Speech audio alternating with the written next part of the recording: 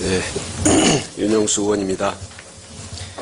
민원센터에 대한 문제가 계속 논의 중이다가 지금 다른 논의도 하고 그러는데요.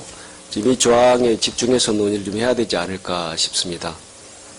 두 분 의원님께서 말씀을 해주셨고요. 저는 그런 생각을 해봅니다.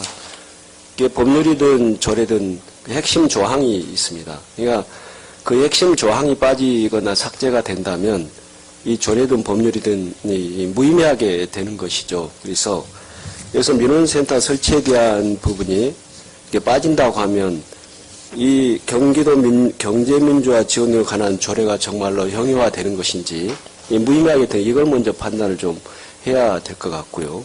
그런데 이제 시장님 말씀하시기는 이 세 개 센터가 있다라는 것이죠. 민원센터가 굳이 설치할 의미가 없다. 즉 인권센터라든지 불공정 상담센터라든지 소비자 정보원지 보건지 센터라는 게 있는 것이죠. 그러면 도지사의 책무에 보면은 쭉 사망이죠. 4조 사망에 보면은 기본 계획 수립하도록 되어 있는데 1호부터 8호까지 쭉 하도록 되어 있습니다. 책무. 그런데 여기서 굉장히 중요한 것은 1호 기본 방향은 제가 2호 내에서 기본 방향은 수립할 수가 있다고 보여져요. 그리고 2호에 대해서는 경제적 약자 보호에 관한 것은 불공정 상담 현재 센터가 있죠.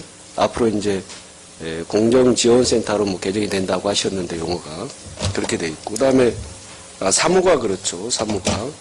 그리고 2호 경제적 약자 보호에 관한 경우는 어떠한 소비자 정보나 다른 센터에서 이거를 해결할 수 있는 것인지, 그리고 비정규직 사업 근로자에 관한 경우는 노동권익센터에서 가능하다라는 얘기죠. 그러면 이러한 센터가 독립적으로 지금 만들어졌는데 이 조례 내에는 이제 그러한 사실 근거가 좀 부족하고 없어요. 독립적으로만 이제 조례가 다시 만들어진 것이죠. 그래서 이 민원센터를 폐지함으로 인해서 이 경기도 경제민주화 지원 등에 관한 조례가 의미가 있고, 또 이 세 개 센터로 인해서 보완될 수가 있다면 민원센터는 굳이 설치하지 않더라도 저는 가능하다고, 상관이 없다고 봅니다. 그런데 지금 우리 의원님들께서 판단해 주실 것이 지금 4조 도지사 책무와 8조 이 업무를 할 수 있는 지금 상황이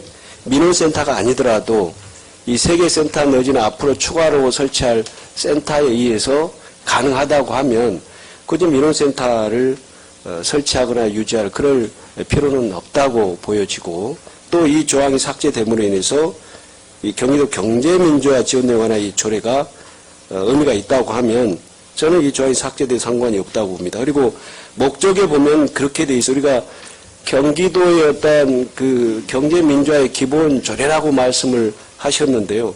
그건 너무 범위가 좀 확대된 측면이 있다. 이 목적에 보면은 지방자치법 제9조에 따라서 지역경제나 지역산업, 중소기업 등에 쭉 내려가겠습니다. 경기도 내 지역 주체의 갈등 해소에 중점을 두고 있다는 거예요. 그리고 또 경제적 사회적 협력 모색과 이로 인한 균형된 지역 발전을 도모할 목적으로 한다, 이렇게 되어 있는 것인데, 또 2조 정의은 경제민주화가 굉장히 헌법적 사항인데 굉장히 포괄적으로 규정이 되어 있어요. 그래서 이걸 다 담기는 이 조례로서는 한계가 있다. 또 그렇게 보여지고요. 만약에 이걸 다 담기 위해서는 사실 민원센터가 설치돼야 맞겠죠. 그런데 이 조례의 목적이나 즉 핵심 조항이나 이런 것들을 보면은 경제민주화라고 해서 우리가 기본 조례로, 경기도 전체 기본 조례로 우리가 기능하기는 너무 포괄적이다, 이런 생각이 들어요. 그렇기 때문에 여기에 착안해서 본다면 민원센터를 축소해서 볼 때 굳이 설치하지 않더라도 이 조례는 유지되는 데 지장이 없겠다라는 그런 판단을 합니다. 그래서 이거에 대해서 우리 의원님들께서 같이 논의해 주시면 이 시간에 결론을 내지 않을까, 그런 생각이 듭니다. 이상입니다. 예. 이제 하나의 센터나 기구가 만들어지면 중복 기능을 하는 것은 옳지 않다라고 봅니다.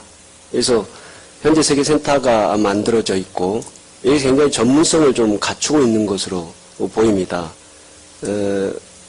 어제죠? 오늘인가요? 어제네요.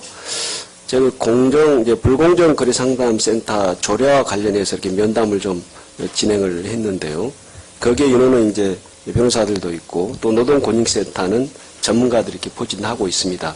자, 그런데 이 민원센터와 중복적인 기능이 된다면 그거는 또 문제가 있다. 그래서 저는 그 점에서 굳이 센터가 설립되지 않아도 된다고 보고 그 하위 기능이 아니라 그러니까 민원센터보다 이런 다른 권익센터는 게 하부 그러니까 업무나 하부 기능이 아니라 정말 전문적인 그런 기능을 확보하고 있고 그 자체 내에서 우리가 경제 민주화에 관한 그런 기능을 해낼 수가 있다면 굳이 중복적으로 민원센터를 설치할 필요가 있느냐. 또 우리 위원회가 있습니다. 그러면 위원회에서 이러한 기본 계획들을 조정하고 각기 다른 전문성을 가진 센터에서 그런 기능을 해내고 이건 결과가 있어야 되는 겁니다. 지금 경제는 갈등이 해소되고 협력적인 모색이 이루어져야 되는데 이런 민원센터에서 이런 기능을 할 수가 있겠는가. 그런데 세계 기관에서 여러 가지 갈등 해소 기능이 있음에도 불구하고 또 민원센터를 설치한다면 이 여기에서 중복적인 그런 기능이 발생할 수 있다라는 것이죠. 그래서 우리 도도 그렇고 시도 그렇고 제가 이렇게 민원 상담을 해보면 굉장히 중복적인 조직이나 기능들이 많아서 한 군데서 해결해야 될 거를 여러 군데에서 거치거나 미루거나 이러한 내용이 있다라는 겁니다. 그래서 우리 도에서도 이러한 하나의 조직 기구를 만들 때는 그런 기능의 역할이 정말로 전문성이 있고 해결할 수 있는 기능이 있는가. 우리 정현우 이영주 의원님이 그런 말씀 하셨잖아요.